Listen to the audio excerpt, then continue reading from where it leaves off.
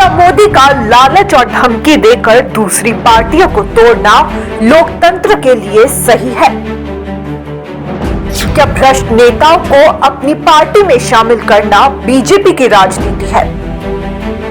क्या आरएसएस को बीजेपी की पथभ्रष्टता रोकने की जिम्मेदारी नहीं लेनी चाहिए? क्या 75 साल का रिटायरमेंट नियम मोदी पर लागू नहीं होगा? अरविंद केजरीवाल ने आरएसएस से पूछे तीखे सवाल। आम आदमी पार्टी के संयोजक और दिल्ली के पूर्व मुख्यमंत्री अरविंद केजरीवाल ने दिल्ली के सीएम पद से इस्तीफा देने के बाद आज 22 सितंबर को पहली बार जनता को संबोधित किया। अरविंद केजरीवाल ने जंतर मंतर पर जनता की अदालत लगाई। इस दौरान केजरीवाल ने आरएसएस प्रमुख मोहन भागवत से बीजेपी को लेकर 5 सवाल पूछे। केजरीवाल ने पहला सवाल करते हुए कहा कि प्रधानमंत्री मोदी जिस तरह देश भर में लालच देकर या ईडी सीबीआई को डर दिखाकर दूसरी पार्टी के नेताओं को तोड़ रहे हैं, सरकार गिरा रहे हैं, क्या ये देश के लोकतंत्र के लिए सही है? क्या देश के जनतंत्र के लिए हानिकारक नहीं है? अपने दूसरे सवाल में केजरीवाल ने मोहन भागवत से पूछा कि देश भर में सबसे ज्यादा भ्रष्टाचारी नेताओं को पीएम मोदी ने अपनी पार्टी में शामिल करवाया है। जिन नेताओं को कुछ दिन पहले उन्होंने खुद सबसे बड़ा भ्रष्टाचारी बोला था, जिन नेताओं को अमित शाह ने भ्रष्टाचारी बोला था, कुछ दिन बाद उन्हें ही बीजेपी में शामिल कर लिया गया। क्या आपने ऐसी बीजेपी की कल्पना की थी? क्या इस तरह की राजनीति पर आपकी सहमति है? केजरीवाल ने अगला सवाल किया कि बीजेपी आरएसएस की कोख से पैदा हुई है। ये देखना आरएसएस की जिम्मेदारी है कि बीजेपी पथभ्रष्ट न हो। क्या आप आज की बीजेपी के कदमों से सहमत है? क्या आपने कभी मोदी जी से ये सब न करने के लिए कहा? अपने चौथे प्रश्न में केजरीवाल ने जेपी नड्डा के बयान पर सवाल उठाते हुए कहा कि जेपी नड्डा ने कहा कि बीजेपी को आरएसएस की जरूरत नहीं है। क्या ये बेटा इतना बड़ा हो गया है कि माँ को आंख दिखाने लगा है? जब नड्डा ने ये कहा तो आपको दुख नहीं हुआ? आखिर में केजरीवाल ने कहा आरएसएस और बीजेपी ने मिलकर 75 साल की उम्र में रिटायरमेंट का कानून बनाया। अब अमित शाह कह रहे हैं कि ये नियम मोदी पर लागू नहीं होगा। तो क्या ये दोहरा मापदंड नहीं है? क्या आपको इस बात पर सहमति है कि जो नियम आडवाणी पर लागू हुआ वो मोदी पर लागू नहीं होगा?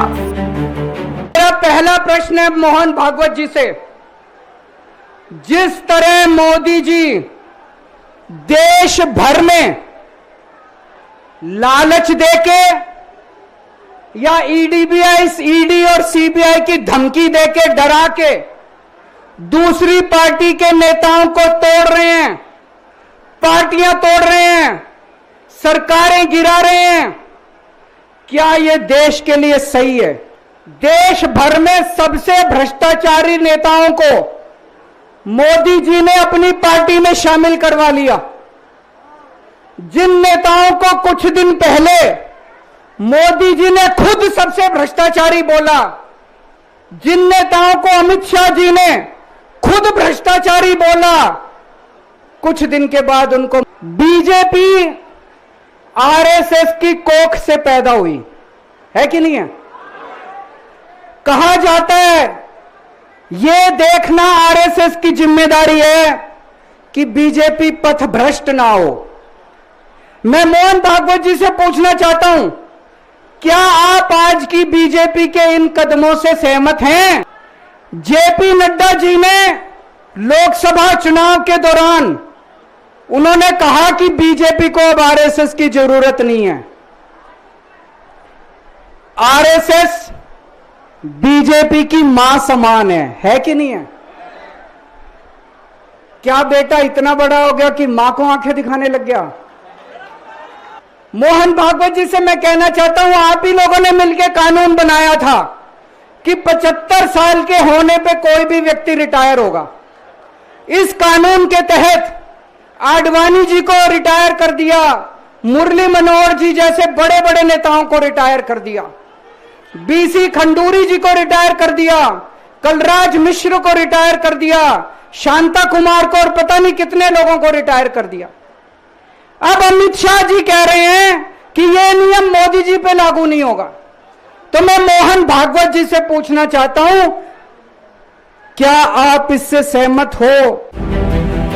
News desk report, such the reality.